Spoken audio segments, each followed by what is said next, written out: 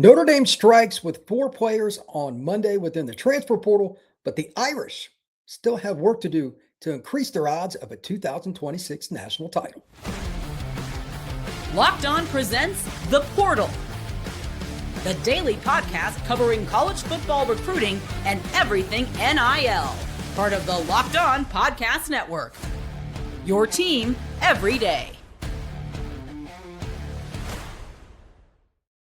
Welcome into the Portal Podcast, where you get your daily recruiting, NIL, and transfer portal scoop. I'm your host, Brian Smith, longtime college football recruiting analyst.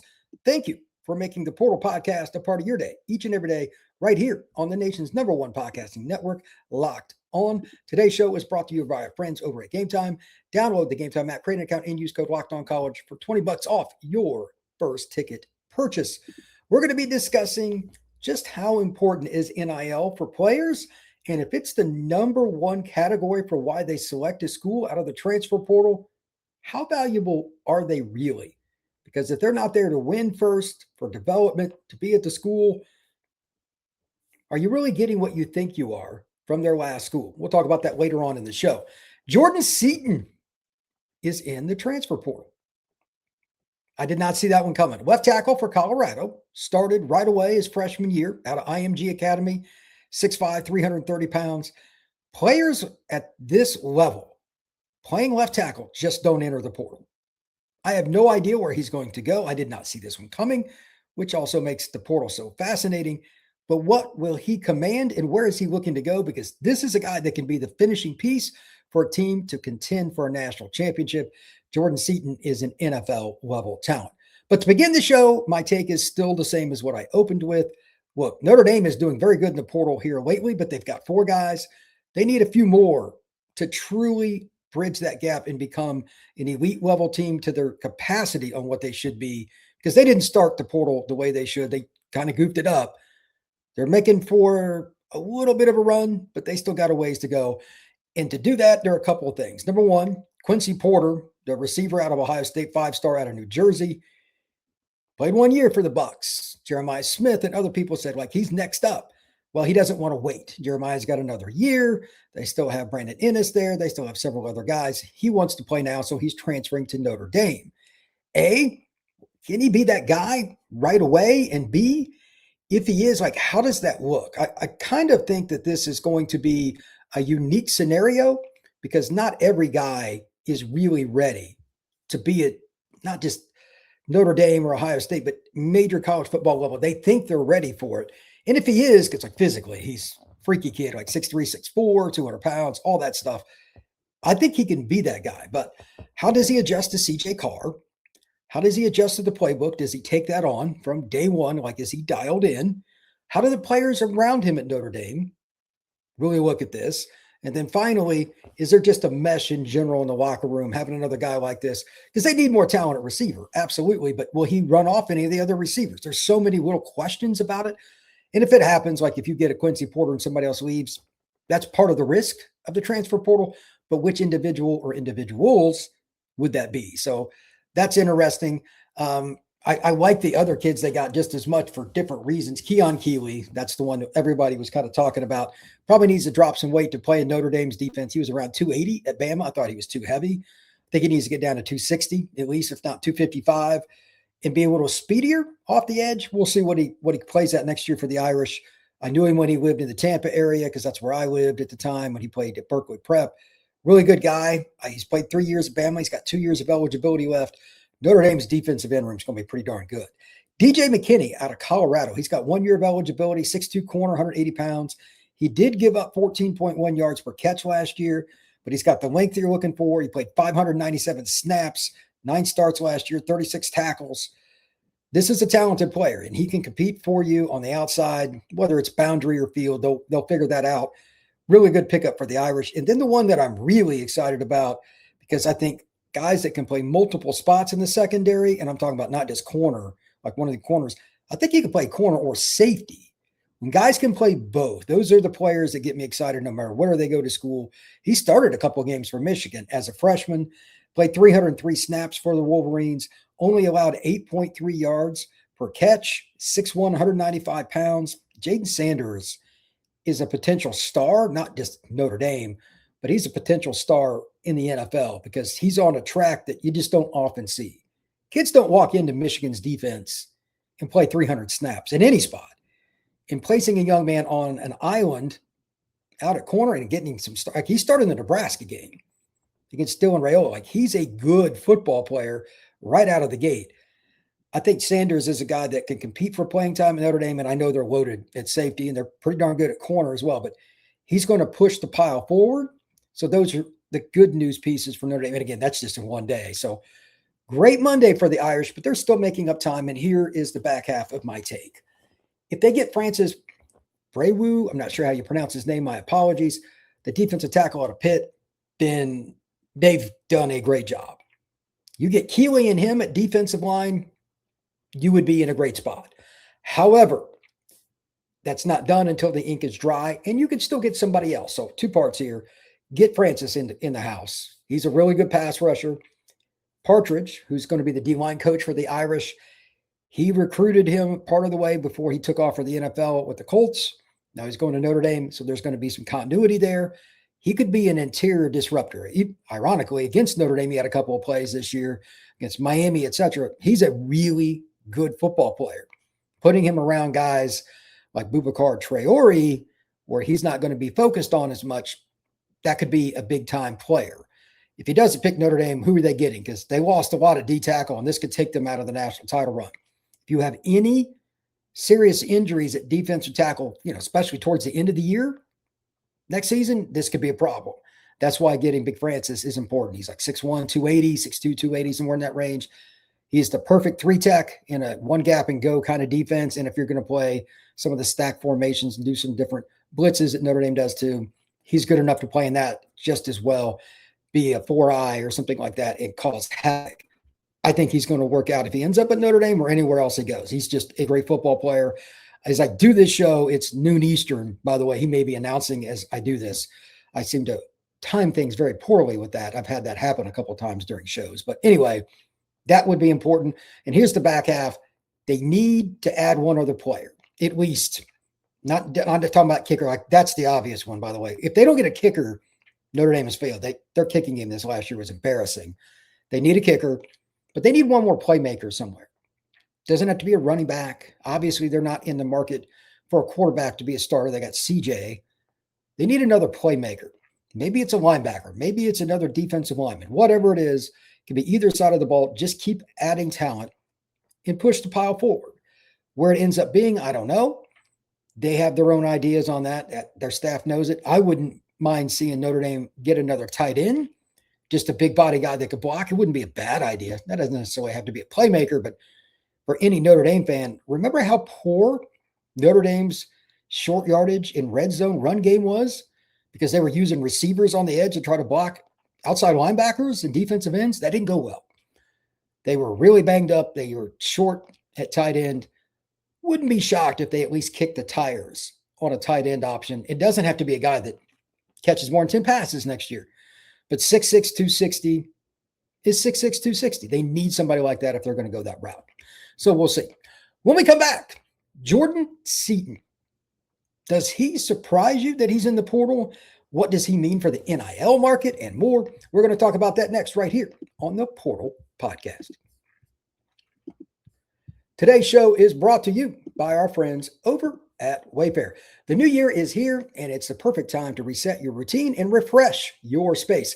If you're spending more time at home, you might as well love how it looks and how it feels. That's why you should turn to Wayfair. It's a one-stop shop for getting your home back on track. From bedding and mattresses to storage solutions for every room, Wayfair makes it easy to start the year fresh.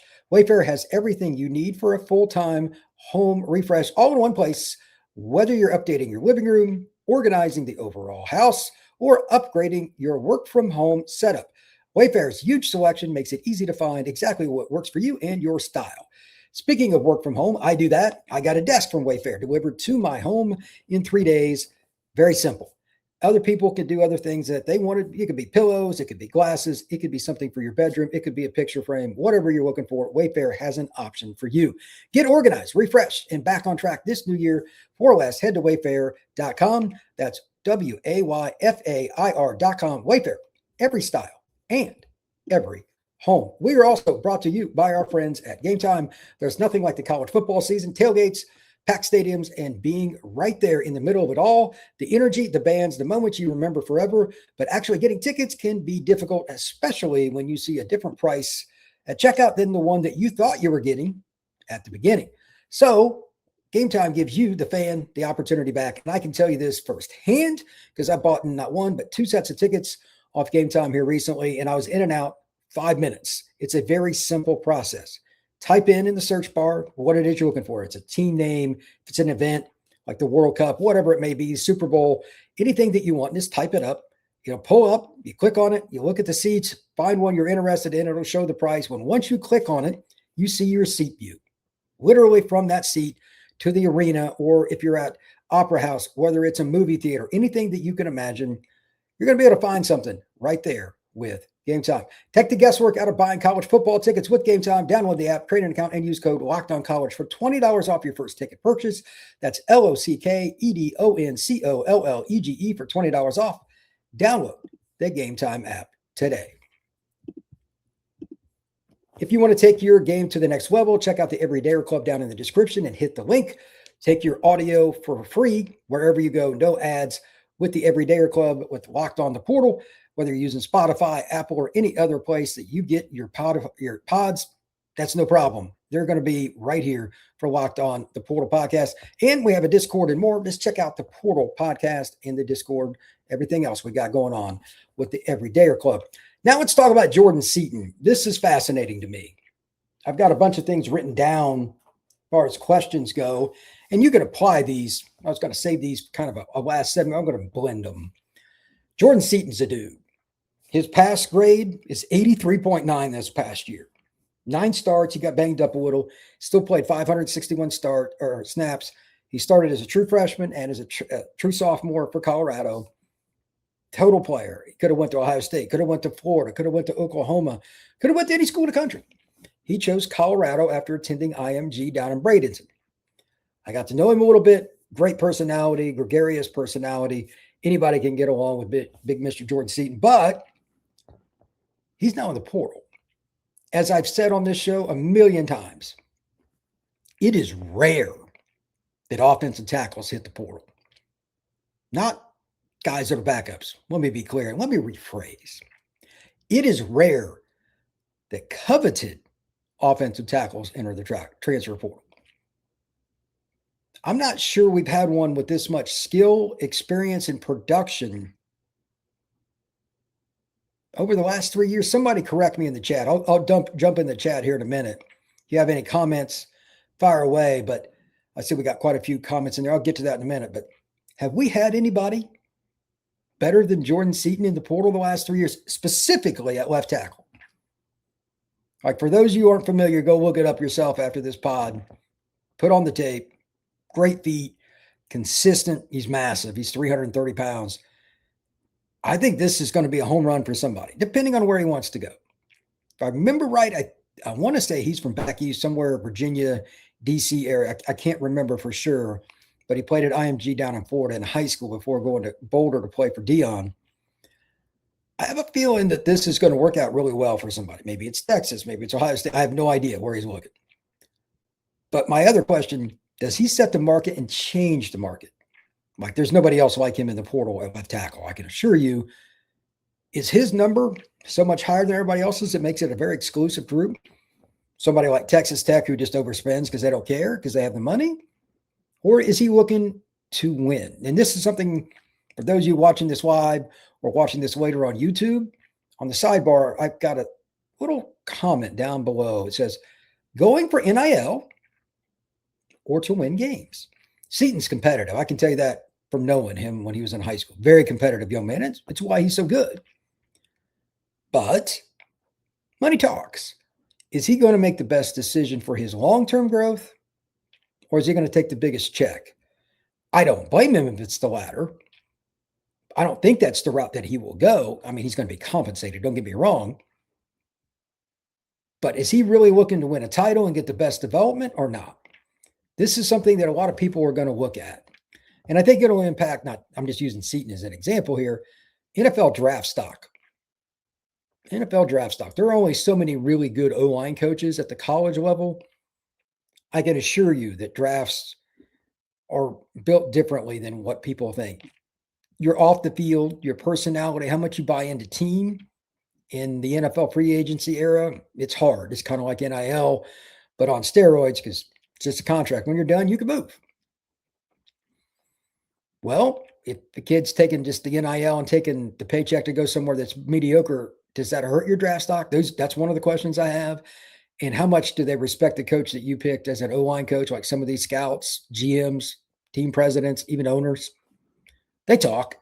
That's kind of an interesting thing to look at. Again, I'm just using Jordan as an example. There are some other offensive linemen. Like, it's a small group of like elite O-line coaches that are respected across college football. I'm curious to see where he goes. A couple other things that I want to talk about question-wise right now with the portal, and we got a few days left for it. Coaching contracts. Let's use an example here. Summerall goes from Tulane to Florida. Good coach. A few of the players are going to go there. And just about every time a coach goes somewhere, Signetti, obviously for James Madison, over to IU's most famous, he took 13. Are we going to start seeing language? Now, I don't even know if this is legal, but if you take players and you leave and you take players, there's after number, say 4 or 5, there's a buyout for taking our players. Would that be legal? If you're a lawyer, I'd love to hear that. I think it would be fascinating because some of these schools are just getting completely gutted. USF right now, like Alex Golesh took several key guys, including Byron Brown, with him to Auburn. Basically, the wide receiver group, really good group, is now at Auburn. Several other players now at Auburn. Where would Auburn be without them? Because you want plug and play. I get it. They know the system. They're familiar with the coach, all that. But with all these guys that are just poaching their own team and taking them somewhere else, are we going to see eventually language in contracts that says you can do it because we can't stop a player from transferring, but if you do, you're going to pay a penalty? If you're a lawyer, I'd really love your opinion on that. All right. This is something that I haven't touched on in a while, and it's just an old topic that I just want to remind people. I'm seeing more and more coaches and hearing about more and more coaches that want to go to the NFL instead of college because of what I just talked about. NIL and the transfer portal. College coaches don't dislike that stuff. They hate it. I am being steadfast with that. It's ruining college football from a coaching standpoint because fewer and fewer coaches that are truly elite professionals in this sport, they don't want to deal with it. You can say whatever you want about this, that, and the other player. Development's important. If the best coaches are already at the highest level and there's not like something in between high school and the pros, that'd be college, where we got elite coaches all over the place, that's going to hurt our sport. We need to figure out a way to make it easier on college coaches. And I know nobody's going to want to hear this as far as the player side, but part of it is players being restricted on movement. There's got to be something in regards to how many times you can transfer or something, or the sport's just going to get even more watered down. It's really bad. Finally, quarterbacks. It's impossible for me to do a podcast, it seems like, without discussing quarterbacks. Who's next that's going to surprise somebody and get in the portal? Like Raiola and all these guys, Deuce Knight, etc. I talked about that yesterday. They're all in the portal, committed, etc. Seems like the cycle's pretty much done there. Sorsby's at Texas Tech, etc. Levitt's at LSU. Who's next? Is there going to be a surprise? Josh Hoover's going to Indiana from TCU. Is there going to be anybody else? Here's why I asked. Number one, it's the portal. Anything's possible. Number two, Tennessee and Miami. Those are big pocket schools. Those are schools that could use a quarterback. The whole Aguilar thing at Tennessee is interesting, but Miami does not trust in Emory Williams. That's pretty obvious. Will Miami get Ty Simpson to come out of the NFL draft? Yeah, allegedly offered him over $6 million. Maybe. But if Ty Simpson doesn't go to Miami, who they rolling with?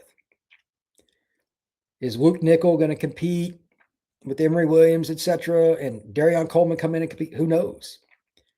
But my experience, and from knowing some people that are pretty close to Mario Cristobal, he is not a patient guy, and he does not trust young players at that position. He wants experience times 1,000. He wants senior after senior after senior that's played a ton of ball, let somebody else develop them, and he wants to buy a quarterback out of the portal. The history of him being at Miami says so. Let's see what happens here. I think that we're going to find out real quick what's going to happen because the next few days, the portal concludes. It's the 16th, the last day. Is Miami going to make that move? And will Tennessee try to get anything else? Maybe somebody else at least to compete with Aguilar? I could see it either way. I don't know. That one's a little more convoluted because at least you got a guy that can come back. He's throwing it around, but you're always looking to improve your team. I get it. So we'll see what happens there. Now let's check out the chat and see what we got going on. Salty Peanuts, what's going on, man? You've got a ton of posts in here. Happy Tuesday. Happy Tuesday afternoon, Portal Podcast Nation. What's going on, Salty? How you doing, man? This is an interesting one. Salty says, schools have an advantage over the student athletes. They can accept individuals from the portal after the portal entry window has closed, denying a portal opportunity to one who feels displaced. Well, some kids get in the portal and shouldn't. It's an interesting topic, but about half the kids probably aren't going to be happy with their final destination, and that's just the way it is. Raymond Horton, boom, Notre Dame is cleaning up in the portal. 4 guys on Monday were pretty darn good. They were really good. Corey Dean, 76. What's up, y'all? How you doing, Corey? Justin, just a few more gaps to fill. Get the Breru paperwork finished. Notre Dame. I don't know what's going on with that. If anything happens, whether it's Francis making his announcement for Notre Dame or anybody else, any other ones, please post it in the chat because even while we're live here, somebody could make a big decision. Let's see. Notre Dame has a 6'5", 335-pound left tackle. He's just playing guard.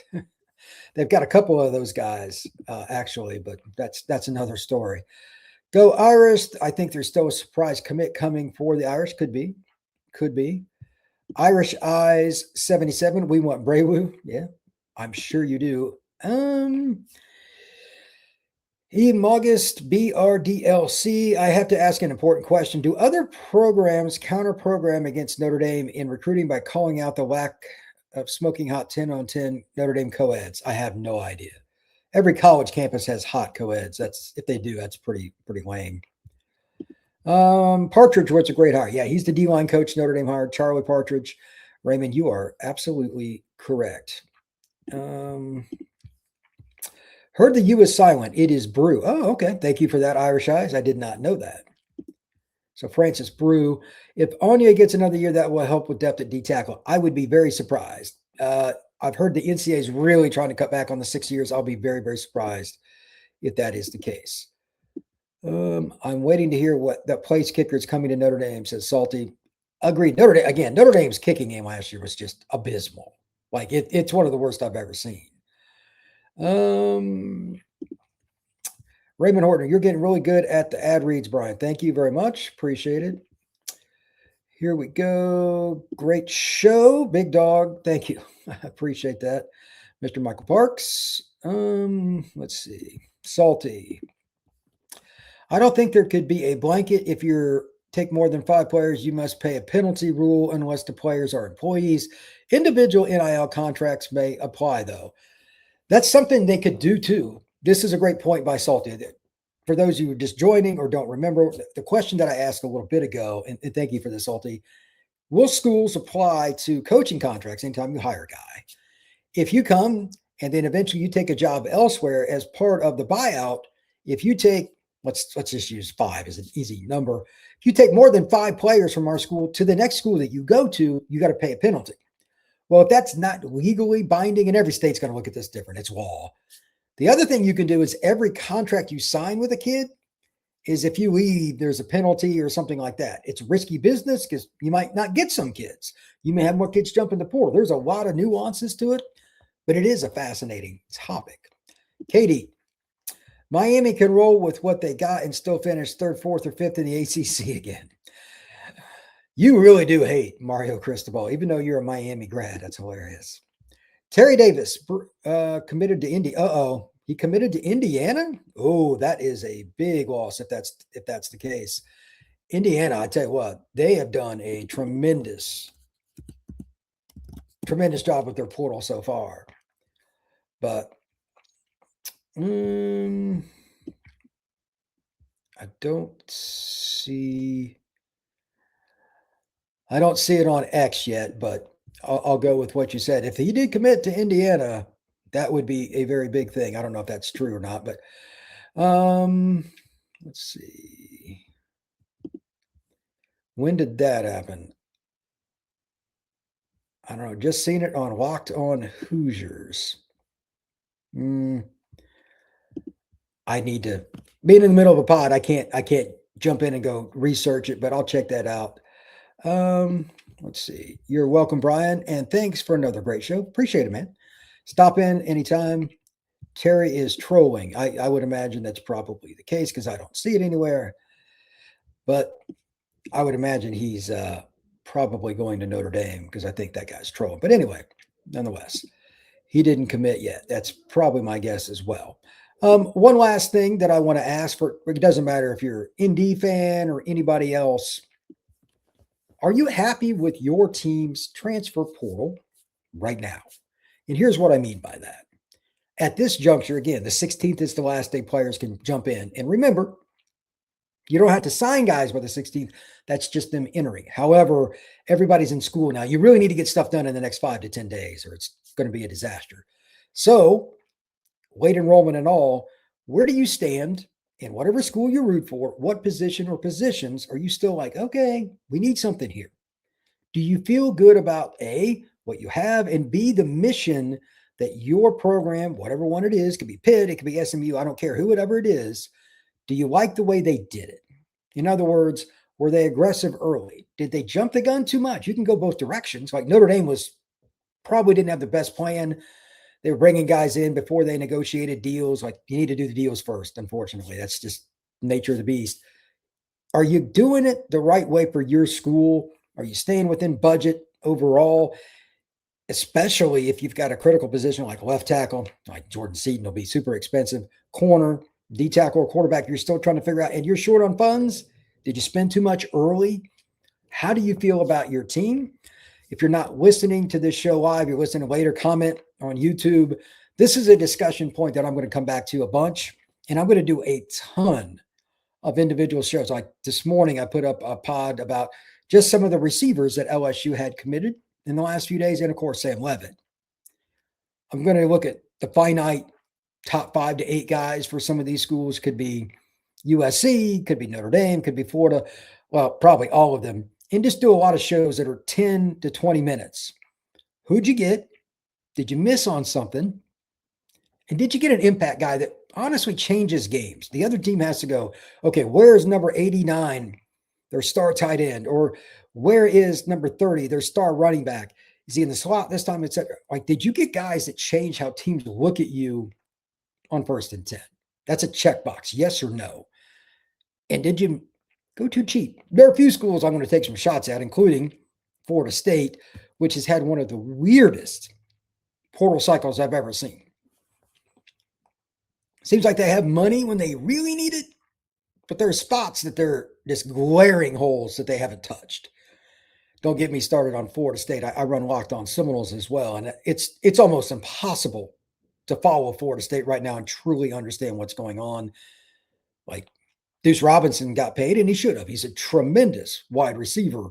I heard upwards of $2 million, but you still have to play the game of we need defensive players. Our offensive portal is really good. Is your school like that? Like it's one side of the ball and not the other? Florida State's the most unbalanced that I've seen. And I admit I haven't looked at every portal class, but good night. It's really bad. Like their linebacker group was terrible last year. They don't have a fit for that. They need 3 or 4 guys. Do they have the ability to go get some guys? Or are they trying to bring some of those guys that hit the portal, bring them back like a Justin Cryer or whatever? I don't know. But where is your school at? And did they finish in some way, shape, or form in a way that really made you happy when this is all done? We got about a week or so, and the portal will pretty much be done. I don't know exactly where your school's at, but that's something to think about. And we'll talk about this pretty much every day on the live shows that I do from now on. Note, I will not be around on Thursday. Not going to have a live show Thursday. We'll have one tomorrow. I'm in the middle of moving. It is not much fun. I got to do the biggest part of my move tomorrow afternoon into Thursday. So I won't be around for that. But every other day this week, I should have a show other than Thursday, and then maybe Friday. I'm probably going to have to fly out to Battle Miami this weekend in the morning. So barring something unforeseen, those 2 days I will miss. So tomorrow we're going to hit it again. We're going to talk about all this stuff and have some fun with it. But it is really, really fun to do these. One last one here. Is Florida State intentionally trying to destroy their program? I've had FSU fans ask me that same question, Salty, because like they are just making weird decisions. Don't even know how to put that in perspective. If Notre Dame gets a D tackle and Anya gets another year, I'll be happy. I don't think Anya is getting another year, but staying in Auburn. Nope. I am moving to Gulf Shores, actually, down on the coast. It's a great place, and it's next to Mobile, where there's all kinds of talent. It's just easier to scout. Pensacola, I-10 corridor, Mississippi. That area is undercovered, and I've got some connections down in that area, different scouts. I'm working with Coastline 7-on-7. That's who I'm flying out with. I think my flight's Friday morning, so I won't be able to do a show now that I think about it. We're going to Battle Miami. It's the biggest 7-on-7 event. We are loaded. We got Teddy Gerard, Notre Dame commit, as our quarterback. It's a pretty darn good group. No Thursday show. What's the point of living? I'll be in a rental truck on Thursday during the time I normally have all this. It's not a good time. So yeah, it is what it is. Yes, it is. Gulf Shores is absolutely amazing place. Got outlet mall. It's got the beach.